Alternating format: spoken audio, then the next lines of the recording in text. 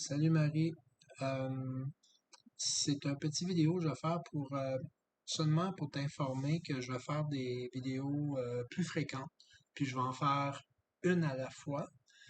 Puis toi, ça sera à toi de décider si tu vas en faire une ou deux ou trois d'un coup. Mais moi, je te proposais d'y aller, de pas en laisser passer trop. Parce qu'avec ce qui va arriver, c'est que les vidéos, ce que je vais faire, c'est que je vais produire des petits projets.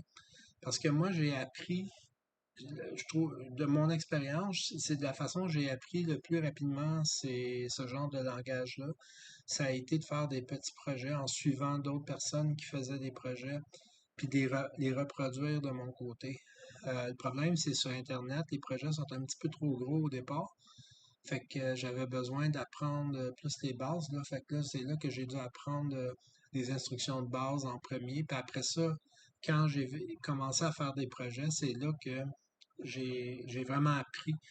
Puis moi, ce que je vais faire, je vais faire la même chose, mais les projets, je vais faire des projets hyper simples au début. Fait que tu vas pouvoir débuter dès le départ avec des projets, puis t'habituer avec des commandes de base.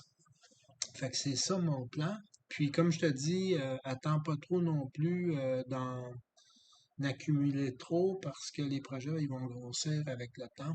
Puis aussi, mettons, faire 5 projets dans la même journée ou en 2 jours condensés, t'apprends pas autant que si tu répartis un petit peu. Puis faire 3 projets sur un projet par jour, c'est beaucoup mieux que de faire 3 projets dans la même journée. Fait que tu vas mémoriser beaucoup plus facilement. Euh, pour un examen, c'est peut-être utile là, de tout faire en même temps à la dernière minute, mais pour apprendre, pour que tu deviennes avec une certaine aisance, parce que tu auras besoin de cette aisance-là, parce qu'après ça, quand tu vas commencer à faire du back-end ou aller plus loin, à faire du JavaScript, puis à faire du Node.js, puis du React, puis toutes sortes de choses qui vont suivre, ça, c'est tes bases que là, je te présente. Puis ça, il faut que tu les maîtrises, puis qu'ils deviennent faciles pour toi puis que tu puisses, t'aies pas à bugger encore là-dessus quand tu vas apprendre des trucs pas mal plus complexes après.